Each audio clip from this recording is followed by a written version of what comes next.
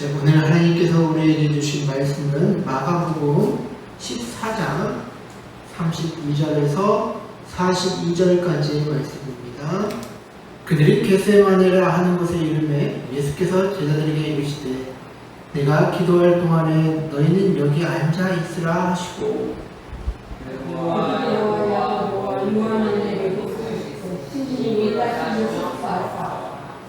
말씀하시되 내 마음이 심히 고민하여 죽게 되었으니 너희는 여기 머물러 깨어 있으라 하시고 조금 나아가서 땅에 엎어질 수 있는데도 이때가 잘 때에 지나가기를 구하노라. 이르시되 아빠 아버지여 아버지께는 모든 것이 가능하오니 이 잔을 내게서 옮기시옵소서. 그러나 나의 원대로 마시옵고 아버지의 원대로 하옵소서 하시고 돌아와서 제자들이 자는 것을 보시고 베드로에게 말씀하시되 시몬아 가느냐 내가 이 시간도 깨어있을 수 없느냐 했더니 시험에 들지 않게 깨어있어 기도하라. 마음에는 원이로되 육신이 약하도다 하시고 다시 나아가 동일한 말씀을 어디로 하시고 다시 오사 보신즉 그들이 자니 이는 그들의 눈이 심히 피곤함이라. 그들이 예수께 무엇으로 대답할 줄을 알지 못하더라. 세 번째 오사 그들에게 이르시되 이제는 자고 쉬자. 그만 때가 왔도다. 보라 인자가 죄인의 손에 잡히리라. 함께 읽겠습니다. 일어나라 함께 가자. 보라 나를 파는 자가 가까이 왔느니라. 아멘. 네, 오늘 말씀은 너희는 왜 깨어있지 못하느냐라는 제목을 가지고 말씀을 나누고자 합니다. 우리는 기도하는 것을 너무 어렵게 생각하거나 또는 너무 단순하게 생각하는 그런 잘못을 범합니다. 너무 어렵게 생각한다는 것은 기도는 많은 시간을 할애해야 하거나 아니면 제대로 된 기도를 해야 하나님이 들으신다라고 생각하는 오해입니다. 반면에 너무 단순하게 생각하는 것은 이미 다 하나님이 아시는데 우리가 기도할 필요가 있느냐 하고 여기는 것입니다. 이러한 생각들은 저는 기도에 대한 극단적인 반응이다라고 생각합니다. 기도는 우리가 하나님의 뜻에 순종하기 위해서 하는 것입니다. 그래서 오랜 시간 기도하는 것보다도 삶 속에서 순종의 삶을 사는 것이 더 중요하다라는 것이죠. 어린아이의 믿음을 지나 장성한 자의 믿음을 갖게 되기 위해서는 하기 싫은 것도 순종해야 할 때가 찾아옵니다. 그때 우리는 마음의 결단을 내려야 할 것이죠. 하나님께 순종의 삶을 사느냐 아니면 내가 하고 싶은 대로 사느냐 하는 것입니다. 오늘 우리의 말씀 속에서 그러한 삶을 산 예수님의 모습이 잘 드러납니다. 그리고 대비적으로 제자들의 모습도 보여지는데요. 이 말씀의 상황 속에서 우리의 모습들을 살펴보기를 원합니다. 오늘 본문에서 예수님과 제자들은 겟세마네라는 곳에 도착을 합니다. 성경에서 이 겟세마네는 이 겟세마네 사건 이후에 바로 예수님이 사람들에게 잡혀가시고 고문당하시고 십자가에 달리시는 그런 이야기가 나오는데요. 이 십자가형은 본래 페르시아에서 유래한 것으로 이야기를 합니다.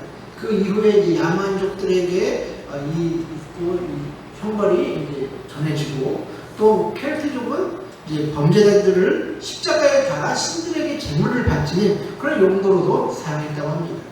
그 이후 게르만족, 브리튼족을 지나서 로마인들에게 전해지면서 그들만의 고유한 어떤 처벌과 방식으로 결합되었다라고 이야기를 하는데요.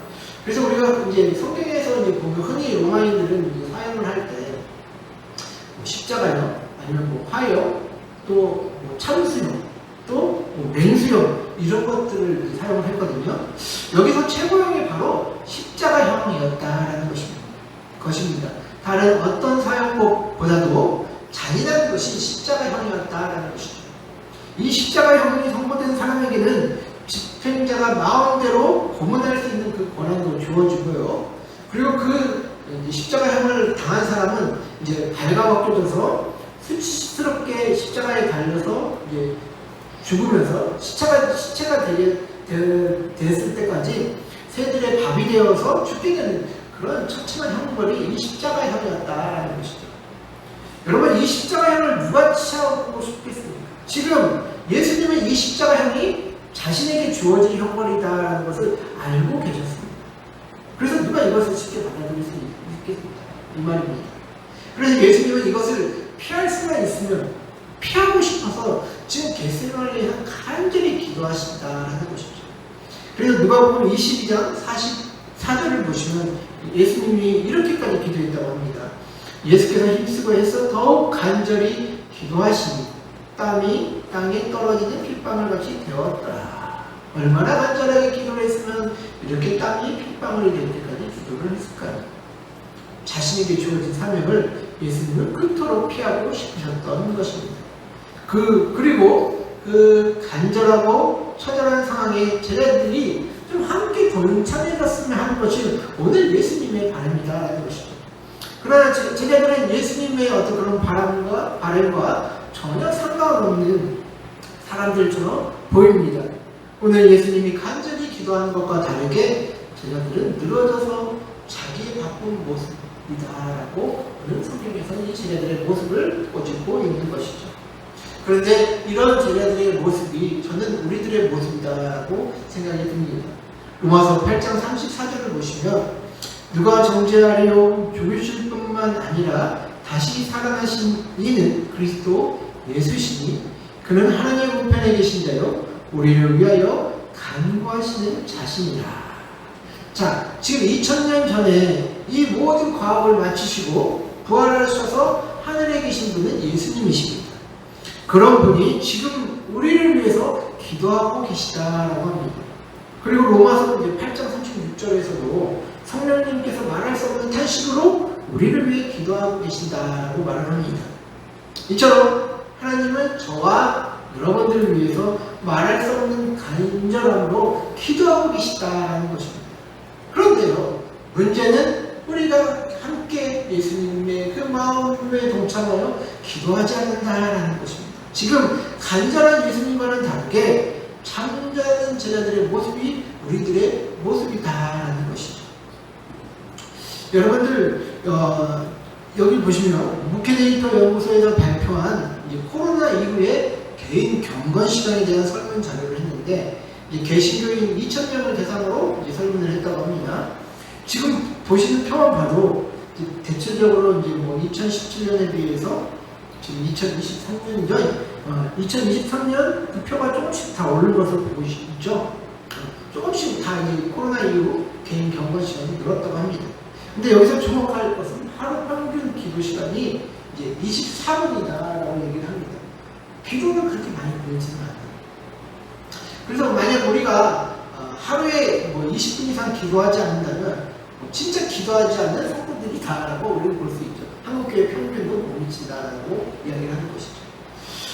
근데 이제 이 데이터가 이제 2017년과 비교했기에 올라간 거지 실질적으로 이 한국교회는 기도를 이제 진짜 안 하는 교회가 되지 않았나 싶습니다.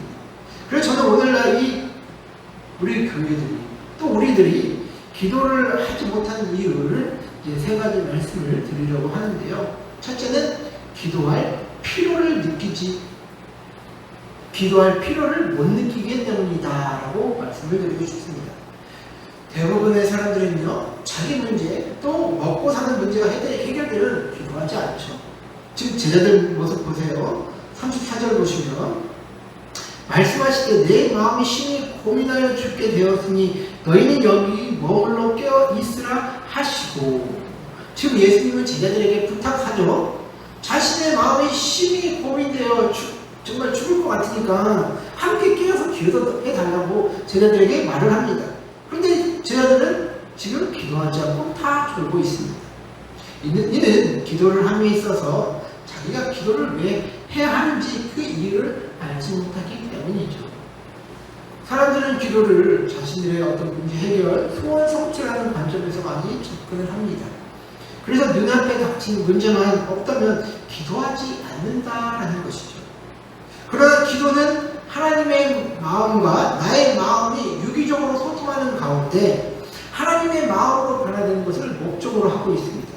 그래서 꾸준히 기도의 훈련을 하는 사람들은 처음에 자신의 문제만 가지고 나아가다가 더 큰 수준의 기도를 하게 되는 것 아니겠습니까? 지금 예수님은 무척이나 마음이 어렵다고 말씀을 하십니다. 자신에게 주어진 과업을 달성하셔야지만 온 인류에게 구원의 길이 열리기 때문이죠. 또한 오늘날 우리를 위해서 애통하시며 기도하고 계십니다. 그 이유는 우리가 미혹과 자기소견에 옳은 대로 행하는 이 교회들이 깨어서 복음 안에서 살기를 기도하시기를 원하시기 때문이죠. 그러나 기도하지 않습니다. 더 이상 우리가 잘 먹고 잘 사는데 기도해야 할 이유와 목적을 발견하지 못하기 때문입니다. 저와 여러분들은 진정으로 하나님의 마음을 함께하는 그런 기도를 하고 계십니까? 두 번째, 우리가 기도하지 않는 이유는 기도의 훈련을 하지 않았기 때문이다 라고 말씀드릴 수 있습니다.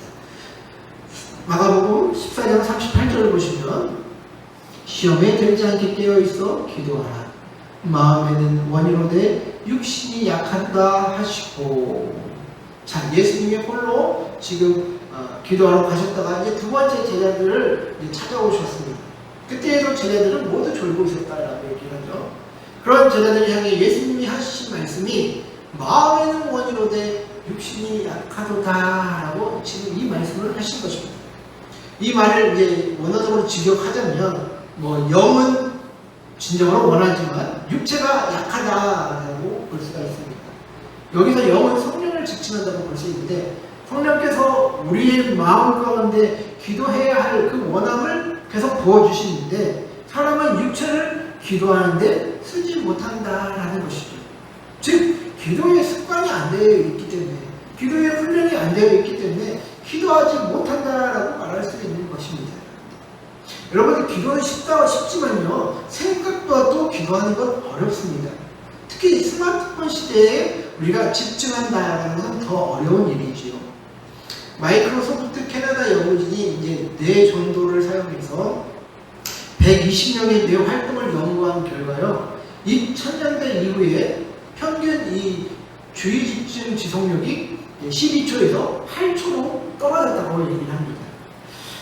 금붕어의 주의 집중력이 9초라고 하는데 이보다 더 못한 수치가 되었다는 거죠. 그만큼 이제 사람들의 집중력은 금붕어와도 못한 그런 수준에 이르게 되었다라고 이야기를 하는 것이죠. 이 시대만큼 기도에 집중하기 쉽지 않은 시대가 없다라는 것입니다. 기도는 우리가 하나님께 집중해야 하는데 우리는 자꾸 집중력이 떨어지지 않습니까? 갑자기 기도하는데 집안의 문제가 생각나고 아니면 또 자신의 걱정이 갑자기 확 들어오고 평소에 궁금하지도 않았던 것들이 갑자기 기도하면 막 들어올 때 있지 않습니까? 생각나고 그만큼 기도할 때 또 이런 것들이 집중하지 못하게 만듭니다. 우리는 이것을 이겨내고 하나님께 집중하는 훈련이 필요한 것이죠. 그리고 그것이 기도를 통해 할 수 있다는 것입니다. 여러분들, 그러나 기도가 훈련되어야 한다고 생각하는 사람들이 얼마나 있을까요? 기도는 훈련해야 할 수 있습니다. 기도는 쉽지만 또 쉽지 않은 게 기도입니다. 마치 운동선수가 경기를 뛰기 위해 몸을 만드는 것처럼 우리도 기도하기 위해 몸을 만들어야 된다는 것이죠. 그만큼 우리는 기도하지 않는 이 시대 가운데 살고 있다고 말씀드릴 수 있는 것입니다. 세 번째로 우리가 기도하지 못하는 세 번째 이유는 삶의 우선순위에 기도가 없기 때문입니다. 우리는 흔히들 이야기하죠. 기도할 시간이 없어서 기도를 못합니다 라고 말이죠. 그런데 우리가 TV 볼 시간은 있습니다. 사람을 만나서 이야기 나눌 시간은 있습니다. 근데 이상하게 기도할 시간만 없다라는 것이죠. 왜냐? 시간을 내지 않으니 기도할 시간이 없는 것입니다. 오늘 본문 40절을 보시면 예수님이 두 번째 찾아오셨을 때 제자들이 어떤 반응을 하는지 우리는 보게 됩니다. 40절 보시면요, 다시 오사 보신즉 그들이 자니 이는 그들의 눈이 심히 피곤함이라. 그들이 예수께 무엇으로 대답할 줄을 알지 못하더라. 저는 여기가 참 재미있는 부분이 이 부분이라고 생각이 들거든요.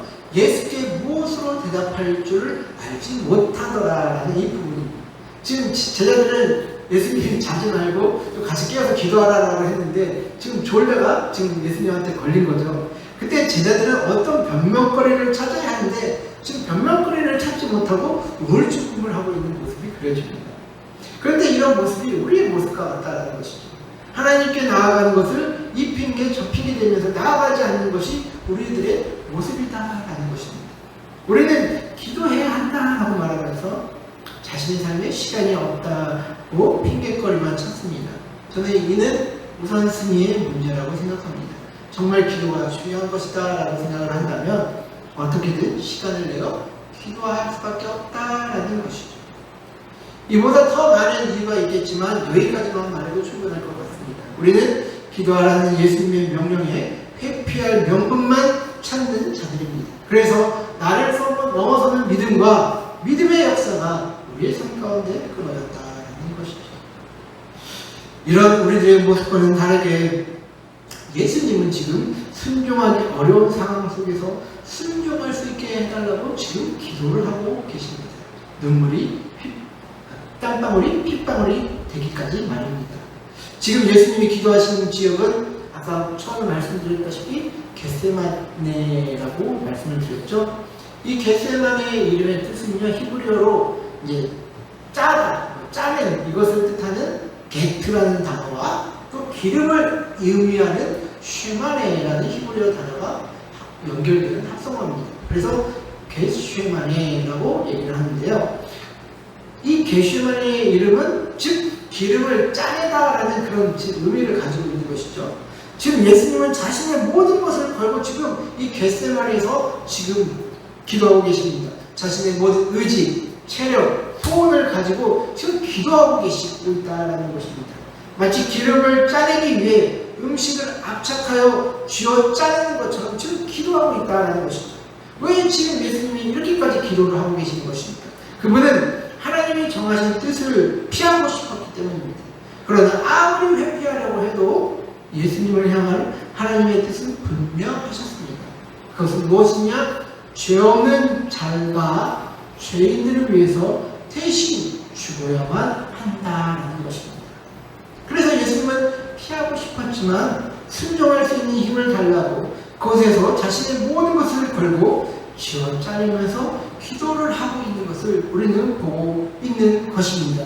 36절 말씀을 보시면 이르시되 아버지여 아버지께는 모든 것이 가능하오니 이 잔을 내게서 옮기시옵소서.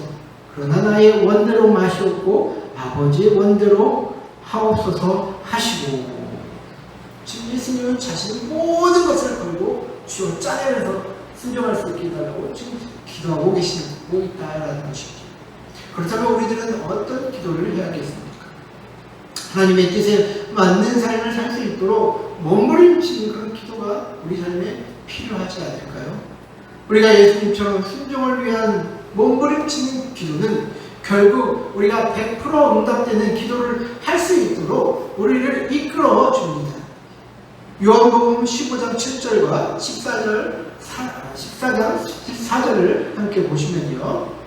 너희가 내 안에 거하고 내 말이 너희 안에 거하면 무엇이든지 원하는 대로 구하라. 그리하면 이루리라. 내 이름으로 무엇이든지 내게 구하면 내가 행하리라.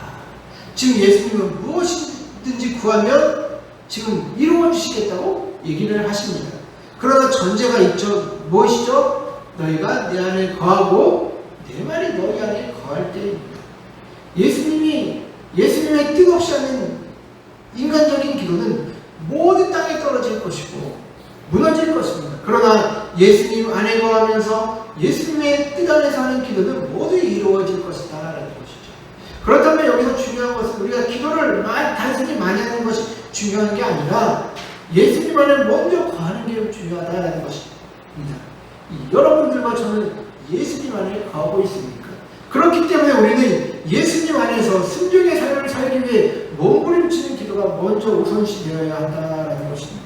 그런 순종을 위한 몸부림치는 기도로 훈련되어진 자들만이 100% 응답받는 기도의 사람이 된다는 것이죠.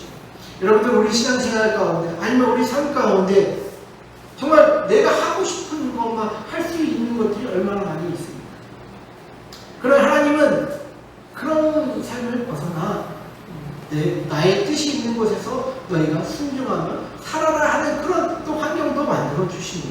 그럴 때 우리가 거기서 순종의 삶을 이루어낸다면 우리는 그 삶 가운데 우리의 믿음이 더 성장하게 되고 하나님의 마음을 더 닮아가는 그런 과정 가운데 우리는 살게 되는 것이죠. 사랑하는 성도 여러분들, 저와 여러분들은 어떤 기도를 하고 계십니까? 우리가 나를 위한 삶의 기도만 하고 계십니까? 아니면 하나님의 나라가 이 땅 가운데 이루어지기를 바라며 정말 몸부림치며 기도하고 계십니까?